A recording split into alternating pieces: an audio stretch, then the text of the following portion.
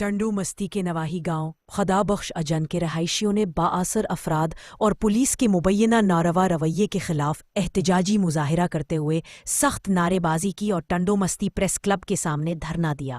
رہائشیوں نے الزام عائد کیا کہ چند روز قبل گاؤں کے بااثر افراد نے ان کے گھر پر حملہ کر کے خواتین و بچوں کو تشدد کا نشانہ بنایا، جس کے نتیجے میں ایک خاتون شدید زخمی ہو گئی۔ متاثرین نے واقعے کا مقدمہ ٹنڈو مستی پریس کلب میں درج کرایا اور بعد میں درج نہیں کیا۔ ٹنڈو مستی تھانے میں درج کرایا مگر تاحال پولیس نے مقدمے میں نامزد کسی بھی ملزم کو گرفتار نہیں کیا۔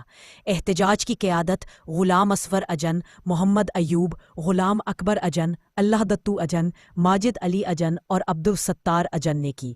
انہوں نے صحافیوں سے گفتگو کرتے ہوئے کہا کہ پولیس کی مبینہ غفلت اور جانبداری کے باعث ملزمان نہ صرف آزاد گھوم رہے ہیں بلکہ انہیں مقدمہ واپس لینے کے لیے جان سے مارنے کی دھمکیاں بھی دی جا رہی ہیں۔ احتجاجی مظاہرین نے ایس ایس پی خیرپور سے مطالبہ کیا کہ وہ فوری طور پر نوٹس لیتے ہوئے ملزمان کو گرفتار کرے اور متاثرہ خاندان کو تحفظ اور انصاف فراہم کرے۔ بصورت دیگر احتجاج کا دائرہ کار وسیع کیا جائے گا۔